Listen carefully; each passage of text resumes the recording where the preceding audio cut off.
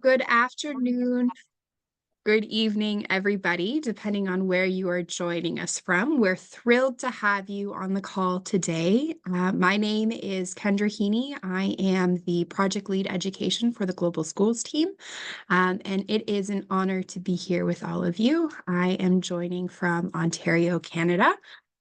We kind of have a tradition here at Global Schools where at the beginning of our call, we loved if everyone can put their name and where they're joining us from in the chat. We love to see how global and international our calls are. Before I turn it over to our incredible speaker for the day, Patricia, I just want to share a few announcements of upcoming events. We currently have kind of three groups joining. So if you are a current advocate, meaning that you have just completed your 6-month advocate mandate, we just want to remind you that the graduation ceremony is next Sunday, February 23rd at 1 p.m. GMT. We really would love to see as many of you there as possible so that we can celebrate your achievements throughout the past 6 months. If you are a mentor for that cohort, just a reminder that we do have a feedback focus group call coming up next Saturday, February 22nd at 2 p.m. GMT. And this will be a really great opportunity if you are a mentor to share your feedback from this past cohort and so that we can continuously improve the program for the future. And thirdly, welcome if you are a new advocate. If you are in the midst of your advocacy training, we're so thrilled to welcome you to the Global Schools family. Just a reminder that regardless of whether you're taking the edX training or the WhatsApp training, the training deadline is the 21st of February. So that is coming up quickly. And your onboarding call will be on March 2nd at 1 p.m. GMT. So thank you so much to everyone joining us. I'm thrilled to turn it over to our speaker for today, my close friend, Patricia. So Patricia Bergstrom is an Alumni Relations Project Officer here at the Global Schools team. She is fantastic. If you are a current advocate who's going to become an alumni, I'm so excited for you to have the chance to work with Patricia. Patricia has been working in education for more than 25 years, having held a range of roles, including various leadership positions in schools and other academic institutions, as well as running her own business for 10 years. Patricia completed the Global Schools Advocates Program in 2021 and then became a mentor and a senior mentor, and then a project officer with the team. Patricia's background is an IB diploma coordinator and an IB CAS coordinator, as well as being active in global networks such as the Global Teachers Club, further enhances her understanding of the importance of global thinking and service learning. Professionally, she's currently working at the British School of Gran Canaria, teaching Spanish language and literature, as well as being the current well-being lead and coordinating an extracurricular club focusing on environment, developmental, and fundraising projects. So without further ado, Patricia, I will turn it over to you. Thank you so much, Kendra. Wow. Gosh, I got all night warm and fuzzy after that. Thank you so much. It's a real honor to be able to share this session with you. It's something that came out of the Alumni Global Schools Alumni WhatsApp group chat. People were talking about the importance of having mindfulness, and they were looking for someone to have a mindfulness session. And I suddenly realized that actually, I have a lot of things to do with this, because I have a parallel side to Global Schools and to my teaching, and it has a lot to do with well-being, with empowering people through mindfulness, through neurolinguistic programming, through coaching. So it's sort of my alter ego side has got a lot to do with this. So what we're going to do today is I'm going to be presenting some slides, first of all, and we're going to go into a little bit of theory, but then we're also going to do some practice. I've shared in the chat, and I will continue to share as well. There's a document with some links for videos that go along with what we're going to be talking about today. And for everybody who's taking part in this call, I will also be sharing, probably via email, the first chapter of the 8-week basic mindfulness training. So the workshop that will usually be given to participants in the introductory sort of basic mindfulness training will be sent to you as well. So at the end of it, I hope to be able to give everyone some time for questions, or if you want to, give me any feedback or anything that you want to say. So hopefully we won't go over time, but you never know with these things. So shall I share, Kendra? Good to go? Yeah. Okay. Good to So go. thank you. Let's see. Here we go.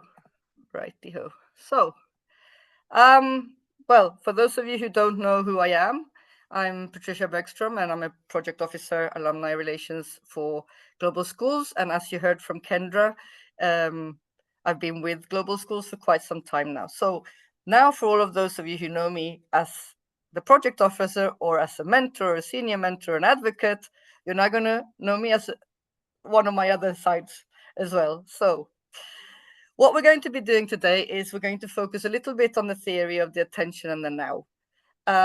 Many of you might have heard about mindfulness. Many of you might be practicing mindfulness. It's something that is quite well known nowadays. This session, I'm going to be focusing it on basically people who are working as well in an atmosphere of worry that we're dealing with education for sustainable development in a world that isn't particularly friendly right now. So it's something that could be very useful. So what is mindfulness? Let me see if I can get rid of this. Thank you. Okay. So what is mindfulness? Well, it's a good idea to start off thinking about what it's not. So those of you who are experts on mindfulness already, can you please bear with me a little while, because some people might not know what it is, and some people might have misconceptions about what mindfulness is as well. So mindfulness is actually not to relax. It's not the aim. It's not a religion. It's not a way to change thoughts. It's not difficult. It's not easy either. And it's not a way to not be concerned with the future anymore. It's not impossible to investigate scientifically, especially not now that we've got neuroscience. It's also very popular. As you might know, and you've probably heard it as a buzzword, there's between 200 and 500 million individuals globally that engage in meditation and mindfulness practices right now. I'm not going to go through all these statistics, but it's interesting to know that a lot of people are using it for many things. 65% of individuals with chronic pain actually have improved pain management, and I'm one of them. So if anybody has chronic pain and you want to know more about this, please do contact me, and I can help you with that as well. What does it do in our environment, like in our workplace, in our schools, and whatever? It can definitely boost employee productivity and focus by a lot. So we have a lot of stats that tell us what mindfulness can do for you. Okay. There's a lot of people worldwide that are using mindfulness, and it can be used for a lot of things. Okay. Publications on mindfulness you can find, if you put in mindfulness in a Google search or whatever search engine you're using, you'll find thousands of publications, of websites, of whatever. So there's a lot of it around. The effect of it, meditation on the overall health of the adults is also manifold. Even though the aim of mindfulness isn't to relax, it is a very welcome side effect. So here we can see that help to reduce stress levels or to relax is a very high one, and that is a side product of what mindfulness really does. Okay, there are lots of different meditation apps as well, and I'll be sharing with it probably in the WhatsApp group. I'll be sharing a little discount voucher for the second one here, Calm. That's the one that I usually use, and they tend to give me the opportunity to share a discount for those I want to share it with. So I'll share that in there. I don't know how many there are, but you can check it out. So mindfulness is also being integrated in clinical practice. So it's not something that we can just do in our house or whatever. It's actually it's integrated in hospitals in many places. You've got the mindfulness-based stress reduction model. That's a very well-known one. We've got the mindfulness-based cognitive therapy. That's used a lot as well. Lots of different mindfulness-based different therapies for eating disorders, for anxiety, for menopause, for trauma, for lots of things. So it has been very integrated into clinical practice. What's the root of this? Okay, it started off as part of Buddhism, and basically part of Buddhist psychology that really started about 2,500 years ago. Mindfulness is a translation from the word sati in Pali. Pali was the language that was used by Buddhist psychology. And basically, if we translate it, it would mean to be aware. So mindfulness really means to be aware. This is the definition that is most accepted and most used, which is to keep one's complete attention to the experience on a moment-to-moment basis in an open and non-judgmental way. And here the keywords are open and non-judgmental way. It's not just looking at what we're doing and focusing on that, because that would just be concentrating. Okay, so we are focusing on what we're doing, but without judging what we're doing. Who's the person who we have to thank for mindfulness becoming slightly detached from its religious maybe origins in the Buddhist tradition? We've got John Kabat-Zinn, who in the 1960s used mindfulness to basically treat a lot of patients with chronic pain. And that was when mindfulness began its sort of non-religious journey. He is also the one who developed the mindfulness-based stress reduction model that's used a lot. And what we're going to be doing today has a lot to do with that model. There are 5 core components to this: attention, open awareness, acceptance, no identification, and choice. What are these then? Attention is basically paying attention to what occurs in this precise moment. So being aware of what's going on at this precise moment. The awareness of what goes on in your head as well, your thoughts, your physical sensations, your emotions, your feelings. By being aware of what's going on at this precise moment, we can notice how we are really and what's going on. And we can also notice a little pause between action and reaction. And this is very important. Open awareness means that we are aware when we judge. We are aware when we label things. So for example, quite often we go through life saying, oh, this is good, this is bad. With feelings, for example, we tend to think that, if you're happy, it's a good feeling. If you're sad, it's a bad feeling. It doesn't necessarily have to be that, but we do tend to label. We do tend to judge if something is good or bad, if something is right or wrong. Right now in the world, it's very easy to judge what's going on as well. So open awareness means to let go of those labels and let go of those judgments. We then have acceptance. Acceptance is one that a lot of people misunderstand, and they think that acceptance would be accepting what's going on. It's not accepting what's going on, it's accepting that it is going on. So, for example, right now, the fact that the planet is not in the best state is something that we need to accept, that this is the fact, this is what's going on, so that we can then see how we can fix it. So we can then see how we can use education for sustainable development, for example, in how to get our students to be aware of it and be change makers. We're not accepting that the world is in this state. We're not accepting, for example, a very extreme acceptance would be accepting that there's a war going on where we're living, which is currently happening in quite a few places in the world. Not all get to the news, unfortunately, but it's happening all over the place. So accepting wouldn't be that we accept the war. It would be accepting the fact that the war is happening.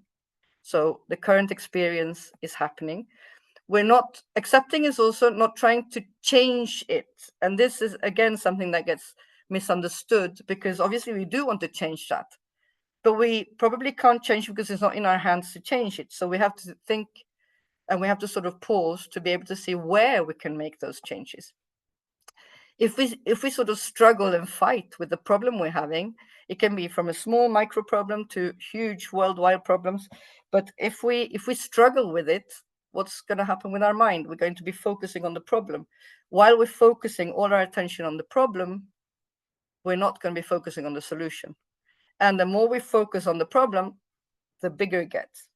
So by accepting that this is the situation in our minds, our brain can detach a bit from the situation and is then more able to find solutions. No identification is another one that's very important, because quite often we say, for example, I am sad, I am angry. This would be a way to identify with it. So you're making yourself be that emotion or be that thought. However, you are not the emotion or the thought. So by using mindfulness, we can change the experience to be experiencing sadness instead of saying, I am sad. I am sad in your mind would be labeling it and identifying with it. So you would identify yourself as being a sad person, whereas experiencing sadness is something that will pass, something that won't stay forever. And also something very important with this core component is that not everything you think is true. Funnily enough, our brains tell us stories, and it tells us a lot of stories. Not all those stories are true. Of course, we would say, well, it's based in truth. If I'm feeling this, it must be true. If I'm experiencing this, it must be true. But actually, not everything that we think is true, because it is a product of who we are, our experience, the glasses through which we're looking at our world. And sometimes we don't realize that the states that we have, the emotions, the thoughts that we go through, they come and go. It's a bit like thinking about a cloudy day. Even if there are clouds, the sun is still there. You can't see it, but it's there. So by not identifying with the state, we can also be more aware of the fact that things do come and go. They don't last forever. And choice. Choice is not letting your emotional state take over, not letting your emotions hijack you and take over and like take the reins of who you are. It's a really important one. And I think it was Viktor Frankl who said that between action and reaction, there's a pause. It's in that pause that we find our freedom and choice.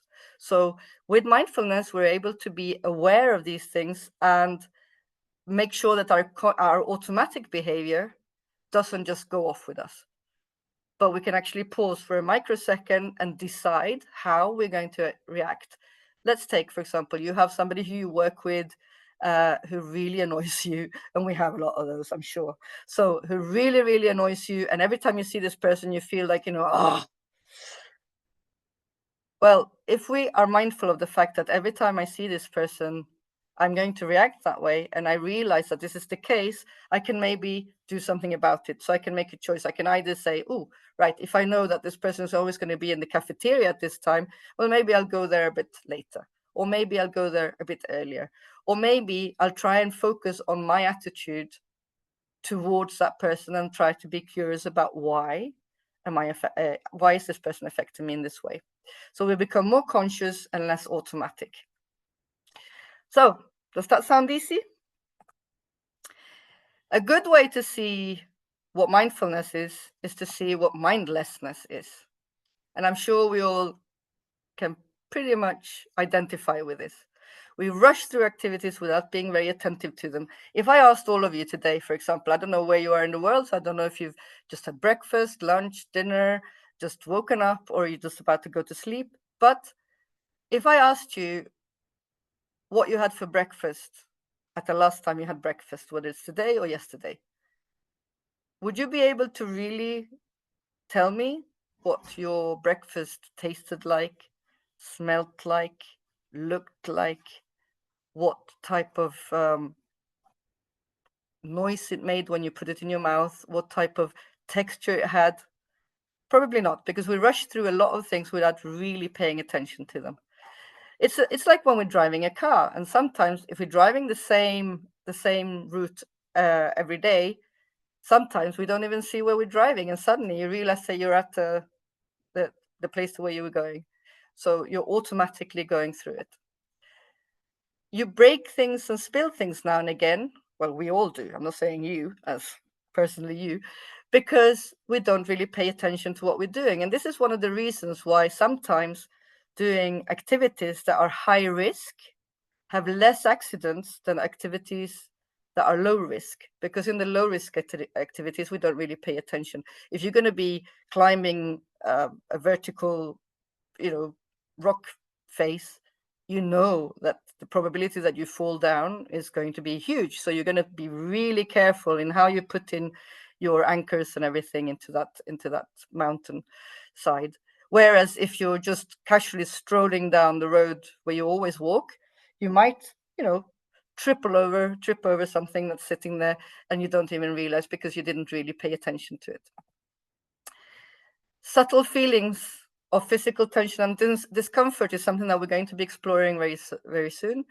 Quite often we don't realize how our body is, and when somebody asks you, how are you, you tend to sort of say, I'm fine, or not very well. But do we really know how we are? Do we really, really know how we are? And also, if we're not really mindful, we tend to be very preoccupied with the future and with the past. So we tend to, think about, oh, what I said to that person, what happened the other day, whatever, or we're worried about the future. And also, when we eat the pizza in front of the television, for example, or we eat something in front of the television and we're not paying attention to it, we're going to be eating a lot more than if we did pay attention to it.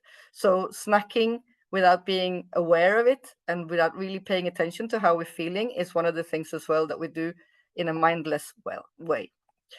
So if we practice mindfulness, we are going to be incorporating these things into our life. All these things are prevented by our automatic patterns, because we do a lot of things by being automatic, which is great. It's a way for our brain to save energy.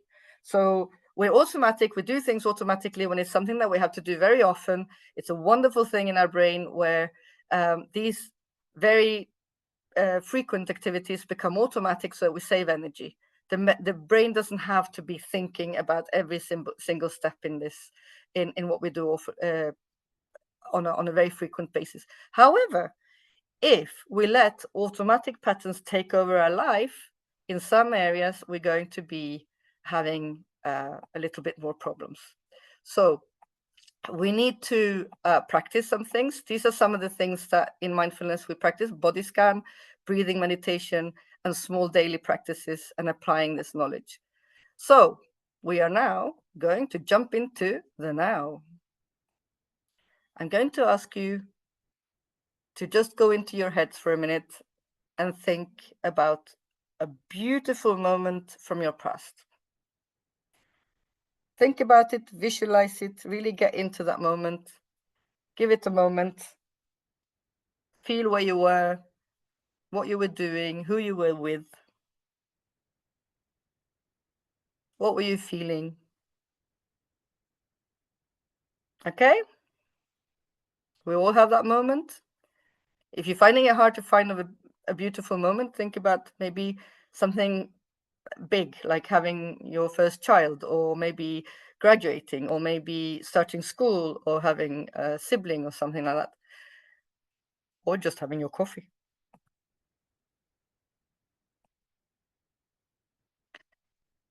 So consider this thing that you just thought of. Where was your attention at that precise moment when you were in that happy moment?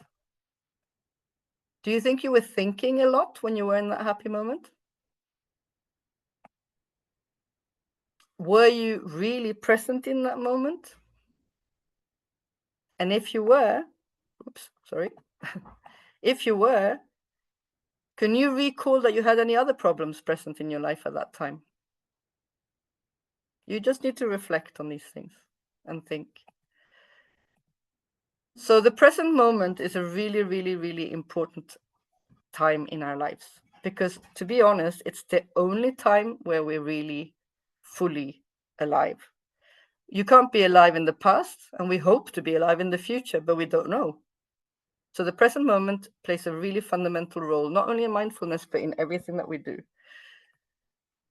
And we're often not there. If you think about it, how often do we sort of play up scenarios in our head about what happened, or we worry about, oof, this is going to happen or whatever.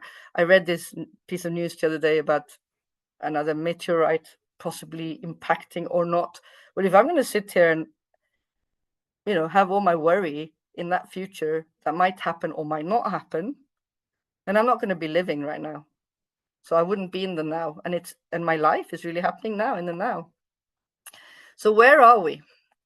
As I said, we're in the past, we're in the future. We usually think, oh, yesterday I spoke to this person. Oh, I should have said something. Oh, what did I do? Oh, I was in my class with my students, and little, William there, he wasn't really behaving well. What could I do with that? That doesn't mean it's not good to reflect on what you've been doing, but we do have to come back to the present moment now and again. Or we're talking about the future. Oh, I have to go do my shopping. I have to do this. I have to do that. What if I forgot? What if I forget to get my wallet when I'm going to go to my friend's house tomorrow? Well, we don't know what's going to happen tomorrow because we're living now. So we have the past, we have the future, and usually the now is very, very, very small and is squished there in between the past and the future. And what we want to do in mindfulness is expanding the now. Your thoughts that are with you at all times, they're very powerful. They are a powerful tool and they're very necessary. They're very difficult to turn off as well when they're not needed. So obviously we need to reflect on what we're doing. And in teaching, for example, reflective practice is very, very important. However, when we don't need to think, it's really difficult to turn off. We don't have a little button, somewhere that says, oh, turn off thoughts, which is usually what happens when we're going to go to bed and we're trying to sleep and we have these thoughts. What do thoughts do as well? They disconnect us completely from the present moment, because what's going on in your head there, ding, ding, ding, ding, ding, it makes you not really focusing on the present. They can also be very problematic if they're believed to be true. And for this, I'm going to give you a really, really quick example. We're walking down the street and somebody walks past that and they don't say hello. In pops your thought, and you're thinking, oh, why didn't Mary say hello to me? What's happened? Why is she annoyed with me?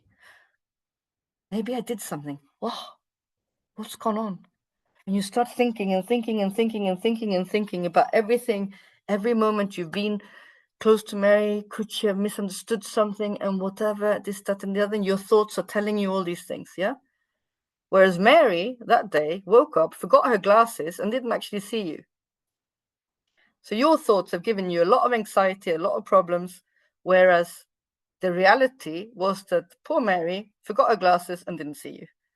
It had nothing to do with how you'd behaved or not behaved with her. So what happens when you have mindfulness? We realize that thoughts are not facts. We can observe instead of getting caught in the train of thought. And if we really think about it, at this precise moment, we're sitting here in the Zoom call, you're sitting there listening to me, I'm sitting here talking to you. You might be reflecting on things, but at this precise moment, there is very seldom a problem. The problems are usually in the future, in the past, but they're very seldom in the exact moment. So here we go into the next part, which is attention and focus.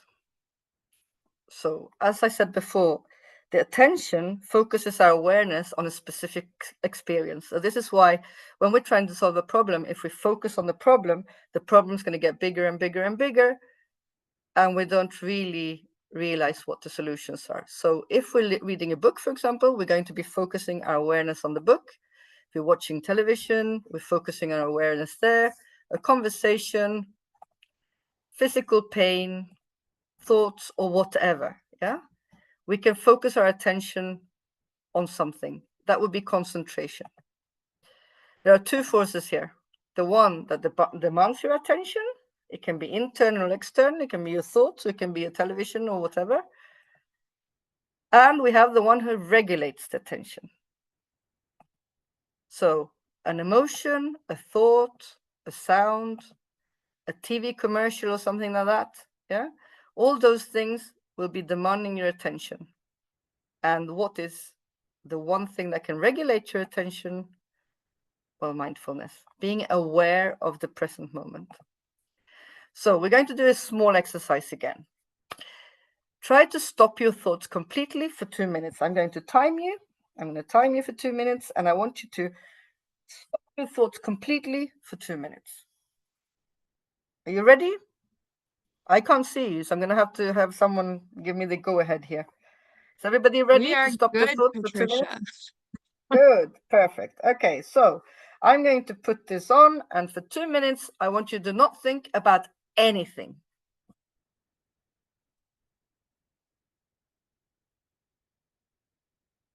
Whatever you do, do not think about chocolate cake.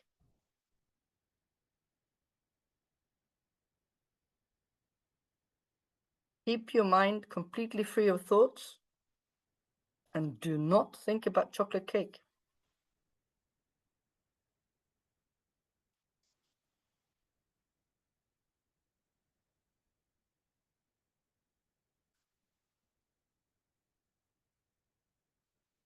Don't think about white bears either. Just keep your thoughts completely, your mind free of thoughts, with no chocolate cakes, no white bears.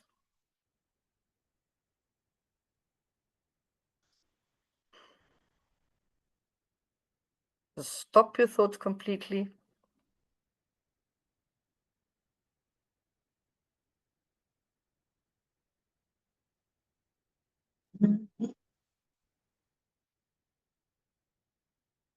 Whatever you do, do not think about chocolate cake.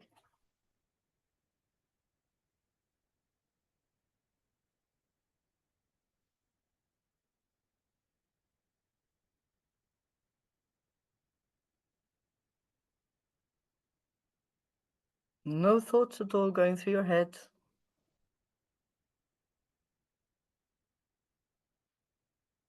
No white bears. No chocolate cake.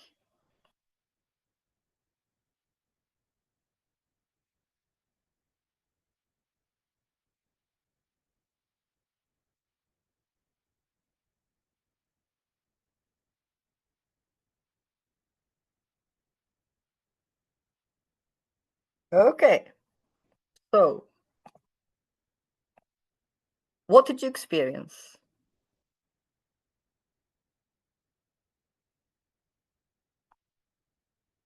Can somebody unmute and just tell me if you were able to completely not think about anything? And if you did think about something, what popped into your head?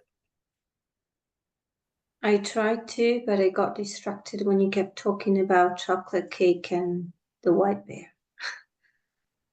Difficult for me too, Padri. Very difficult. Okay. I also couldn't even stop for, even 2 minutes. I couldn't stop thinking. I think it's a living process and we cannot stop our thoughts ever. Very true. Okay, thank you so much for sharing. The thoughts you have demand a lot of our attention, yeah? And it's very difficult. Sorry? I think it was relaxing. It was relaxing for me. I was able to hold the thoughts for 2 minutes. Good, good. Excellent.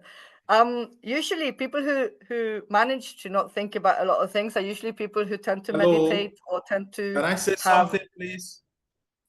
Yes, go ahead.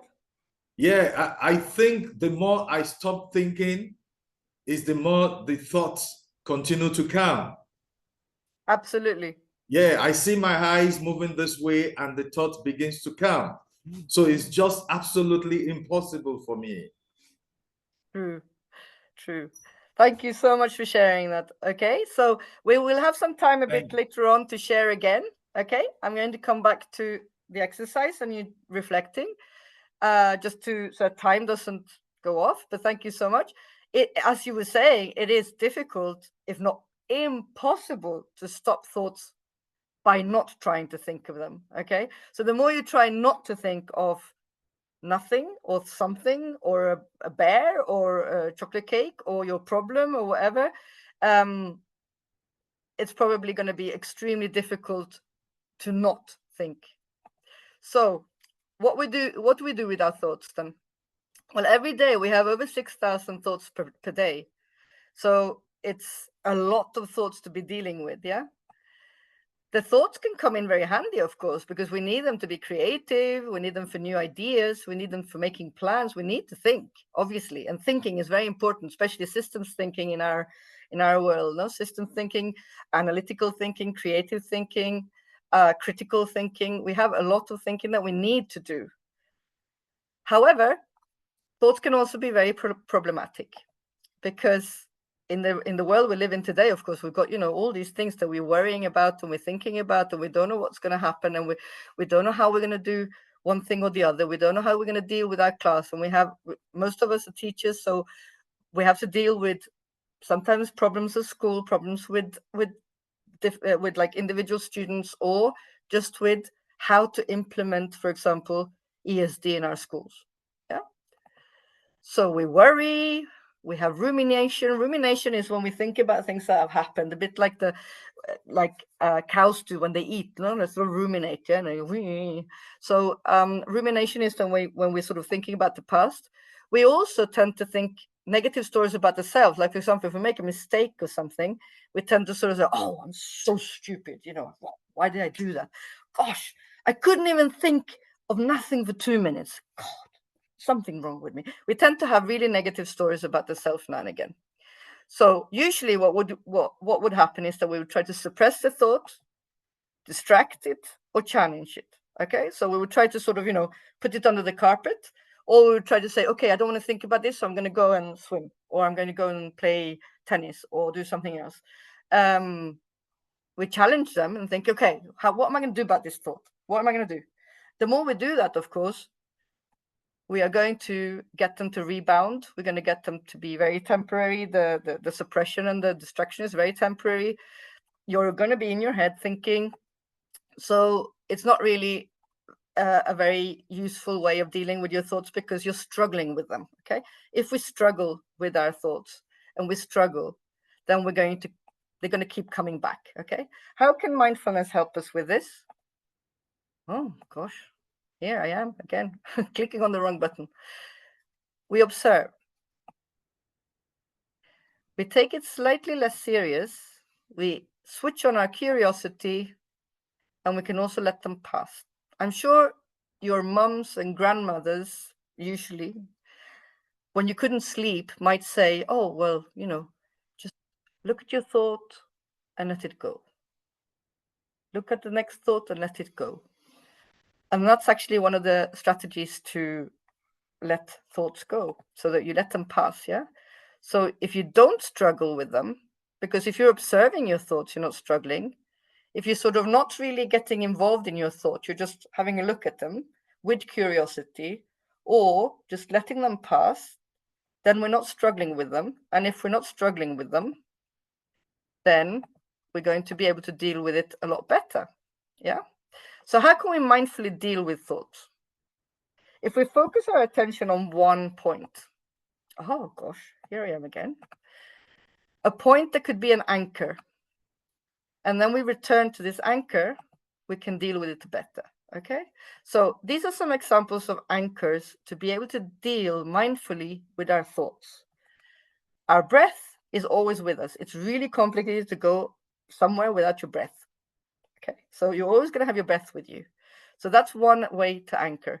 Our body is usually with us as well. So that's another anchor that we can use. An object. Some people use a meditation object, or something that they can focus on, their attention on. In a lot of religions, you have sort of objects. That's a way of anchoring as well into the here and now. It can be a sound. So, for example, in a lot of meditation, a lot of practices, some people use the Om sound, or they use a mantra or something like that to focus attention. Really, the effect of having this is to focus your attention, yeah? Or it can be a smell, or it can be a point of contact. Right now, where you're sitting, if you just for a second focus your attention on the points of contact, maybe your feet on the ground, maybe your seat on the chair or the sofa, maybe your arms on in your lap. So if you focus on a point of contact, that's also a very useful way. And it's something that's used when the breath makes you more anxious, yeah? So some people, when they're focusing on their breath, that will make them more anxious. And if that's the case, it happens a lot when people have gone through trauma, for example, then the best way is to focus on a point of contact instead. So in this case, you would be thinking, you anchor with mindfulness, and you come back to the here and now, because it's impossible to breathe in the past or in the future. You can only breathe now. It's impossible to have a point of contact in the past or in the future, because where you have your point of contact is right now, here and now. So it's a way of bringing you back to the present moment. If you have a sound or something, well, you need to apply the sound at this precise moment.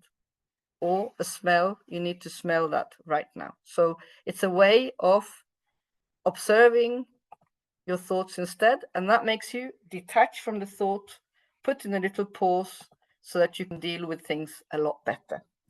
And now that we have about 20 minutes left, we are going to go into the techniques and practice. So now you know a little bit about where it's come from, why it's an important thing to try and get yourself back into the here and now, to try and get that choice to accept what's going on. When we're talking about mindfulness, the techniques and practices are manifold. So the most commonly used ones are formal and informal ones, and they are all well documented and researched, okay? In this case, we're going to be focusing on some of the ones that are used in mindfulness-based stress reduction, the MBSR program that was developed by the person I said before, John Kabat-Zinn. Okay, so why am I focusing on this for this session? Because one of the things that we're all dealing with a lot is stress. And stress has really bad effects for our brain, for our mind, for our solutions, for the way we're working with others, for our own self-care, for our well-being. So I thought that was the best way to focus this session, is to focus it on stress reduction. The formal exercises in mindfulness are both practices that have to do with meditation, but also with movement. So there are lots of different formal exercises, okay? If anybody practices yoga, there are things that overlap and there are things that aren't entirely the same, but there is obviously a common base somewhere in the past. So some of the exercises are very similar. Then you've got the informal exercises that involve paying full attention in a mindful way to what you're doing normally. So that would mean paying attention to what you're doing right now. So let's have a look at some of the meditation exercises that we could be doing, okay? The formal ones, there are three in particular that we use. One is the body scan. We'll be doing a very short one, very briefly, in a minute. This consists of bringing awareness to each part of the body. What you're doing is the same way that we did before with the thoughts. Obviously, your mind's going to wander, okay? So what the body scan does, apart from you checking in on every part of your body, is to also work with you in bringing your attention back when you are distracted, without judgment and without blaming yourself. So you wouldn't be saying, oh, silly me, here my mind goes again, I can't even do this properly. No. What we will be doing is, like, just when you realize that your mind has gone, you've already realized your mind has gone. So all you do is just put it back to the part of your body you were paying attention to. When we're paying attention to the body, you might be aware of a painful or an unpleasant sensation. Okay, it can be something that's painful. It can be something that's maybe throbbing. But instead of sort of ignoring it or suppressing it, what you would do is just notice it, just observing with curiosity. Very, very, very calmly, just observing what's there without analyzing it. We also have something called a seated meditation. This is very similar to this body scan, but instead of focusing on your body parts, what you will be doing is focusing on your breath and noticing the physical sensations of the breathing. So it can be how you're getting the air coming in and the chest expanding and how it goes out. And again, as soon as the mind begins to wander, you just notice the distracting thought and return your attention to the breath. Then we have something that I really recommend that global schools advocates can incorporate, because it's a really simple activity and it's very, very useful to integrate mindfulness in everyday life and also to disrupt automatic patterns of thinking and behavior. So what does it do? It's a way of coping with worry, with anxiety and everything, by being more aware and by being willing to experience what is really going on. Okay, so 3 minutes, we all have 3 minutes. Maybe we don't have half an hour to do a body scan. Maybe we don't have half an hour to do a seated meditation, but we do have 3 minutes, usually in our very, very busy lives. So let's try this, shall we? First of all, since you've got me talking here, you can actually close your eyes and just listen to my voice. It's a 3-minute breathing space. It will take you 3 minutes to do this exercise, no more. So if we start off by just shutting your eyes, and if you don't want to close your eyes, you can focus your eyes on somewhere a bit lower down, like on the floor in front of you or something, and just focus on that spot if you don't want to close your eyes. So first of all, ask yourself, where am I? And feel where you are. How am I? How am I feeling at this precise moment? What am I thinking at this precise moment? What's going on in my head?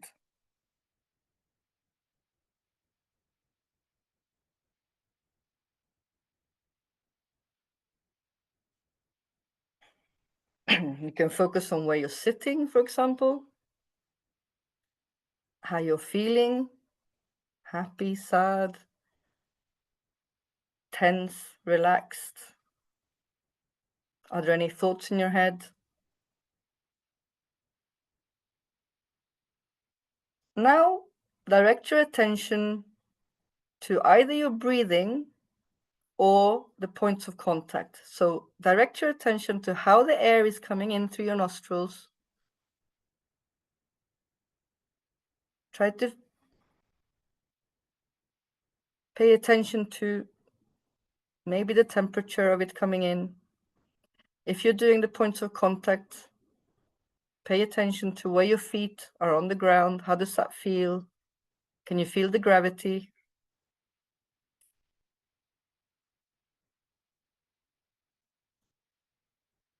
Focus on how your air is coming out again of your body. Is the temperature the same temperature as when it came in? Or has it changed?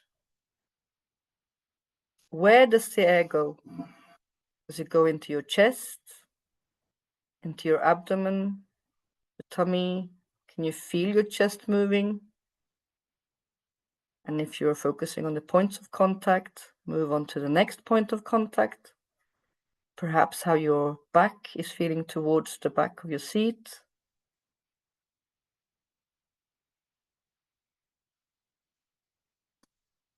And now expand your attention to include the whole body, the body as a whole, from the head, shoulders, chest, waist, hips,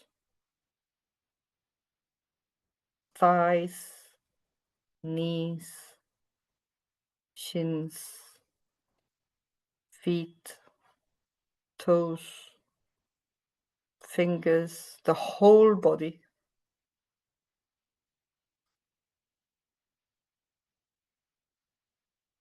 Keep your focus on the whole body and how it's feeling. And then slowly be aware again of where you are. What's the room around you like? Come back to where you were. Where you are, how you are, and how you're feeling at this precise moment. And now open your eyes.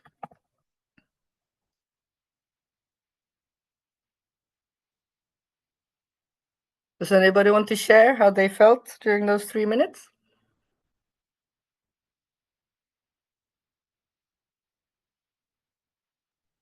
Or has everybody left? Yes, I will. Great. Share me. Um, What happened for you? For me, my experience was like removing waste, you know, unwanted things just getting out of my body. I feel relieved and light. Great. Brilliant. Thank you. That's great. Did anybody else want to share their experience? It doesn't always have to be positive, Yes, right? ma'am. Hello. This is Priya Tiwari from India. And during this 3 minute of breathing exercise, I felt just my mind little calm, the body little lighter, and it was really good. I'm feeling like there's nothing too much worry in the life about. That's all, ma'am. Thank you so much. Wonderful. Yes, Great. hello. Hello. Hello. Yes. So want to share my feelings. So what I was doing within that 3 minutes, I try to remove my attentions from outside to avoid distractions, and I was just more myself, listening to the instructions from you, and it was just a wonderful moment for me, and I really enjoy the exercise. Excellent. Great. That's really nice to hear. It's a nice little timeout from our worries and things. Trisha, we have A two really hands important up. thing that you said. Sorry, 2 seconds. A really important thing that you said. The last person who shared. A good thing to do is to not try and do anything. Just observe what's happening, and that makes it even more powerful. So that's really great. Yes, please go ahead. Yeah, it's Kendra. I just see Afreen and Ima, and then we can move on. So maybe Afreen, if you want to go ahead. Great. Thank you, Kendra. So, Patricia, for me, these 3 minutes, it like felt like a reset for my mindset, and it made me pause, step away from distractions, and regain clarity, because it really helped to focus on the breathing pattern. And it was like coming back to after coming back after 3 minutes felt like a refreshed perspective. So really enjoyed it. Thank you. Great. Great. Anyone else did you say, Kendra? Yeah, Ima will be our last one. Wow, thank you so much. It's a very good remedy to tackle stress. I felt so peaceful, just like a baby again. I was calm. I really love the experience. I wish it would just continue like this. Thanks so much. Wonderful. Wonderful. Some people sometimes actually could also experience not positive sensations, which is fine. Okay. Whatever happens is okay. Whatever you're experiencing is fine. It's exactly how it should be at that moment. What happens when you might be experiencing something that's not a calm and a pleasant experience is that you just observe what you experienced, and not, you don't try to analyze it. You just you observe it with a little bit of curiosity and without judging it, because obviously perhaps you're feeling that sensation because you haven't actually stopped to let yourself feel until this moment. So maybe something can, bubble up because you're stopping, and you're something that you've suppressed is bubbling up. So that could happen as well, and that's fine. That's fine. Nothing wrong in that. Okay. So if you didn't feel calm and you didn't feel it was a pleasant experience right now, That doesn't mean that it won't be a pleasant experience if you do it again, and it doesn't mean that it was wrong, that you did anything wrong, not at all. That is perfectly fine as well. Okay, so this 3-minute breathing space is something that I really welcome you to incorporate, because it's a very easy way to incorporate a formal practice that's simple, useful, and it really gives you a little bit of a timeout from what's going on. We also have informal meditation exercises, and these are really that you bring in mindfulness into your everyday activities. So here the object of attention can be anything. It can be a conversation, like when you're talking to someone next time, just try to really be present, really be present, and listen actively to what the other person is saying, but by being in the present, not by thinking about what you want to say or what you're going to do later or whatever. Just be really present. Or it can be with a common activity like eating, like when you're eating, just pay attention to what you're eating instead of just gobbling things up. Just informal meditation exercises are really to just be present in your normal daily life. This is a little image I'm giving you here. It's from where I live. It's very close to where I live, and it was on a day where there were clouds. So it sort of symbolizes two things that are very important for me in mindfulness, and we're going to be finishing on this, where the clouds, they come and go, and the waves come and go. So they both can help us. The clouds can help us realize that emotions come and go. And sometimes the clouds can be very gray. They can be full of water, of rain. They can be full of electricity, but then they'll dissipate a bit and they'll go away, and then another day will come along and it might be sunny, it might be a different type of weather. So this is to sort of symbolize that our emotions come and go. With the waves are a little bit like breathing. Yeah, we breathe in and we breathe out. So if we're finding it difficult sometimes to sort of focus, what we can do is either just think about waves coming in, visualize the wave coming in and going out, and then we can get the waves to sort of come in a bit further and going out again. And that can bring us to breath work exercises, like, for example, if you want to calm down your nervous system, if we breathe in counting 4, and then we hold counting 4, and then we let go counting 8.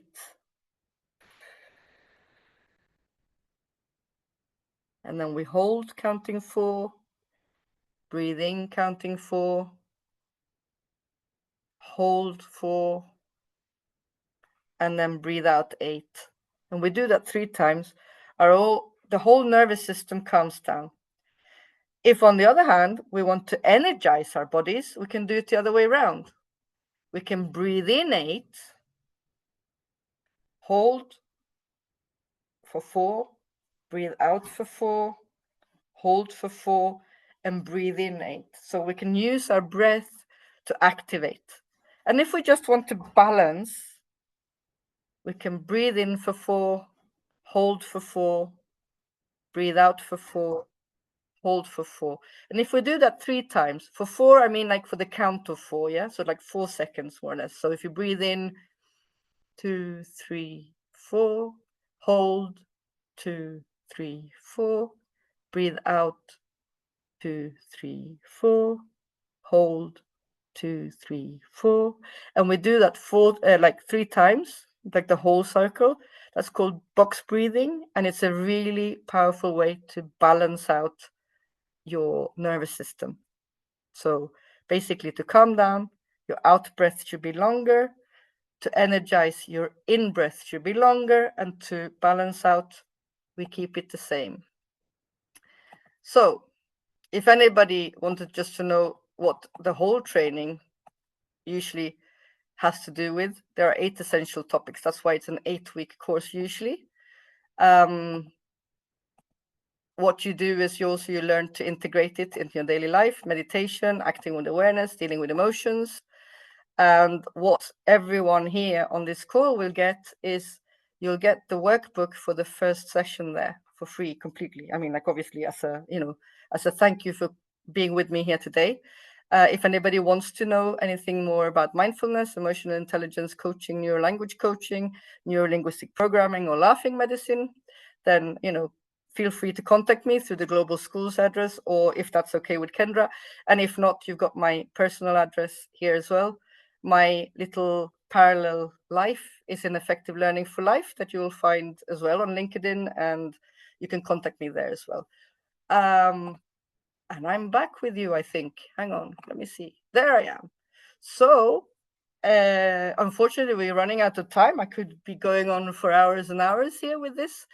If anybody is interested, if Kendra wants us to do that as well, we could have a second session with just practice. But it is important to have a little bit of background information about what's going on to be able to really do the practices in a good way. So you have small practices that we did today, but maybe we could come back and have, like, for those who are interested, we could have a full body scan, or we can have a seated meditation, or we can have more little informal practices as well. So if anybody has any questions, we are now 1 minute over time, I'm afraid. So sorry, we did try to rush it without rushing it. Any? Thank you so much, Patricia. I know I personally feel very calm and relaxed this morning. So thank you so much. I saw one comment that one of our attendees now feels more ready to take on their parents at school. I know that can be a stressful situation. So I loved reading that. I know we are over time. Maybe we can take 2 or 3 questions, and then we can close. Angela, I see your hand up. Go ahead. Hello. First of all, thank you so much. I will be very brief since we ran out of time. So I bring an issue. So I have tried similar practices with students, obviously teenagers, and what I often get is giggles, and they don't take it very seriously. I hang on to that, and I do it, but it's really challenging because there's always like 1 or 2, and then it's a rough effect because they lose focus and they start to laugh about it. So it's really challenging with teenagers. True. There are techniques that you can use. I give courses in that as well, on how to incorporate mindfulness into the school and into your classroom, both with small children and with teenagers and with any age. With teenagers, it might help to not give the focus on that you're going to be doing a practice, or that you're going to be doing a breathing exercise. What can help is that you can start off by saying, for example, when you breathe, where does your breath go? Does it go into the chest, into your the mid part of your body, or to your abdomen? Let's pause a minute. Let's see wherever your breath goes, put your hand there, and you get the kids to sort of like, they stop for a minute and they're going to be breathing. Yeah. So without them realizing that they're breathing, and then you have some of them sort of putting their hand on their chest, and some of them on their stomach, and some of them on their mid part. And then you can sort of say, so where did your breath go? And some will say, to the chest or whatever. And then you can take it from there. So you can sort of say, okay, it's really important that we try and get our breath to maybe go slightly further down, because in our chest, we're using our muscles to breathe and not our lungs and not the diaphragm. So you can get them to sort of connect that through breathing deeper into your abdomen, you can expand your capacity for sports, for whatever they're doing. So you can connect it to something that's important to them instead. Quite often I find that with teenagers, they find it difficult to do things that are good for them. So we need to sort of disguise it a little bit and sort of get it to be something different. If you want more information, please do send me an email or something, and we can discuss, or we can maybe connect on your particular situation. And if more people are interested in having like a session on how to incorporate mindfulness with your students, I'm happy to facilitate that as well. So I hope that helps a little bit. Thank you. Anyone else? Rem, go ahead. Manny, go ahead. Okay. Hi, Manny. Thank you very much. Oh, Can Miriam, I sorry. speak? Miriam Yeah, now, right? Miriam, go ahead, and then we'll have Manny, and then Okay, we'll wrap okay. up. Thank Go you very ahead. much for this wonderful session. I just want to know when, because she was talking about giving us, is it a handout or something? I didn't quite get that, that could help us integrate whatever we have been taught. Yes, thank you. Okay, I think maybe we could do that via email, because I don't know if everybody is in the WhatsApp group, and so that way it could get to all advocates and alumni. I don't know if that's a possibility. Yeah. Okay, so we can maybe have an email go out with yes, what I was saying was that the session, the workbook session that goes together with the first session of the 8-week mindfulness course, that's basically on the here and now, which is what we've been talking about a lot today. I'll be sending that one out, and also a document with lots of links to little videos that you can watch as well. And I'll be giving you as well a link to a discounted rate for the Calm app. You can use the Calm app without paying anything, like in wonderful ways. But if you wanted to subscribe after that, you do have a little discount code. I don't know how many people are able to use it, but I'll send it out on the first come, first whatever. And I'll also send a handout with different apps that I think are good for this type of thing, and some of the guided meditations that you could use and that are for free and whatever. And then feel free to reach out to me if there's anything else you want to, if you have any questions that we can't take up today. Okay. Thank you, ma'am. I just want to know, how do you have our emails already, or we'll have to send it here? Yep, so we collect, when you registered for the event, you put in your email, so we'll send out everything that Patricia mentioned. We also recorded this call, so we'll send the live recording in case you want to go back and reference it. Thank you. All right, and last but not least, Manny, go ahead. Yes, good evening and namaste from Nepal. And I am really fortunate to participate myself in this global family meeting, I want to say. And yeah, actually, this mindfulness, I am also practicing every morning. Like half an hour, I used myself in different kinds of meditation, and that really energized me whole the day.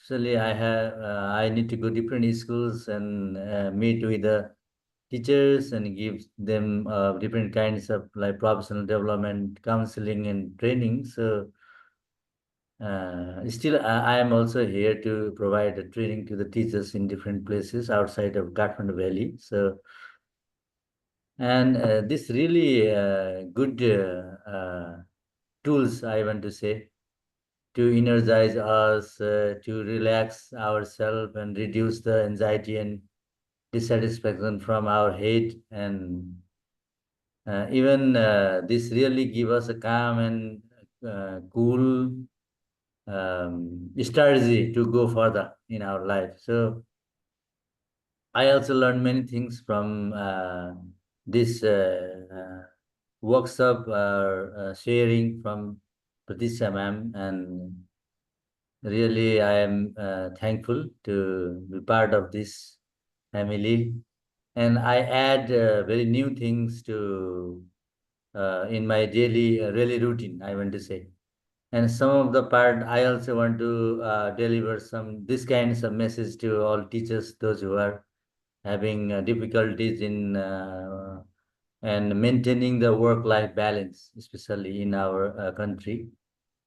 And many teachers are being female teachers in different schools, and they have those too many responsibilities and fulfillment in being a wife at home and being a teacher at school. So this kinds of meditation and mindfulness activities really help them to balance their work life strategy and go further. So really good tool actually. Thank you.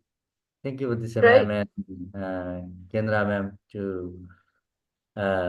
organize such kinds of things in the present people, and because the this industrialized and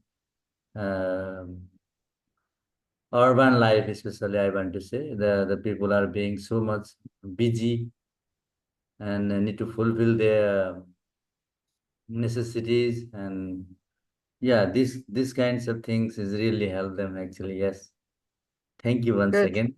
Thank you. I'm glad to hear it. Well Yeah. done. Good. Thanks a lot. All right. Thank you, everybody, so much for joining us. Patricia, thank you so much. I know I really enjoyed the session, and it's very evident that everyone else did too from the comments.